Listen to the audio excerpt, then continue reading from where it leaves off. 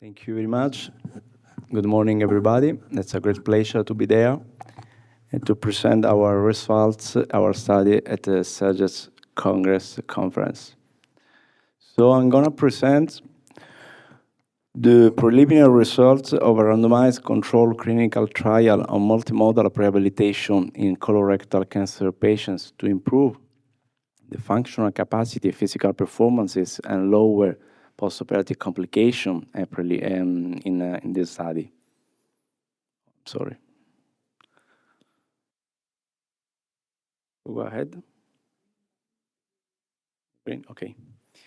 So this is my disclosure slide. I do not have any conflict of interest or financial tie to disclose.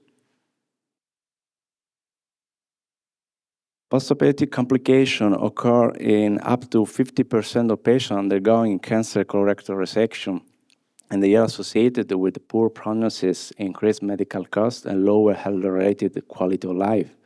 Even without any complication, major surgery is associated with a 20 to 40% reduction in physiological and functional capacity and physical performances with either level of fatigue 6 to 8 weeks after surgery. A many negative effect of major surgery can be reduced by carrying out an enhanced recovery program in order to facilitate the return of functional activity and to accelerate the convalescence. The hypothesis of our study was that the implementation of a three-modal prehabilitation program, including the physical exercise with the collaboration of a sports physician, the psychological support and nutritional optimization in patients undergoing an ERP colorectal resection for cancer with standard rehabilitation may determine a better physical performance at 8 weeks after surgery, a possible decrease in postoperative complication and length of stay, and reduce the direct and indirect cost. The primary aim was to compare the postoperative functional capacity in two groups of patients. One group treated with a three-modal rehabilitation program before surgery, followed by standard rehabilitation, the experimental group, compared with another group with a standard rehabilitation alone after surgery, the control group. The secondary outcome were to evaluate the postoperative complication and length of hospital stay.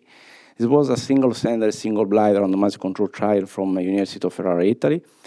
Patients with an age above 18 years old undergoing elective colorectal resection were included. The exclusion criteria were metastatic disease, severe walking impairment, renal failure stage above 2 as a score above 3, and preoperative chemoradiation therapy.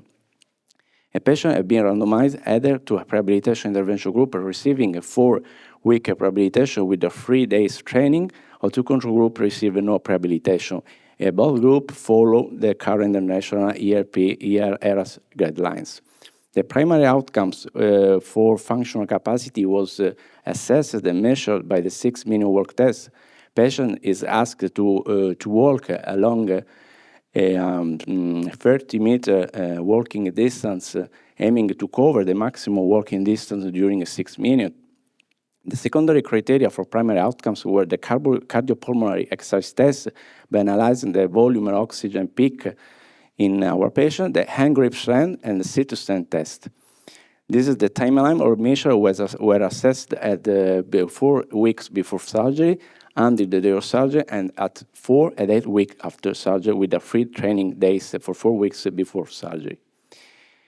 We randomized, this is the preliminary result, 71 patients, 35 to rehabilitation group and 36 to control group. The baseline characteristics were the same without any differences in age, BMI, as a score, and comorbidities.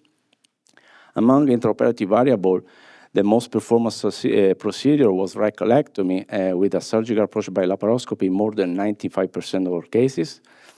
And this picture with this table show how the physical performance after 4 weeks of rehabilitation before surgery has increased in rehabilitation group regarding the 6-minute walking distance with 523 in the rehabilitation group versus 427 in control group, as well as the VO2 peaks, volume maximum oxygen consumption during exercise tests.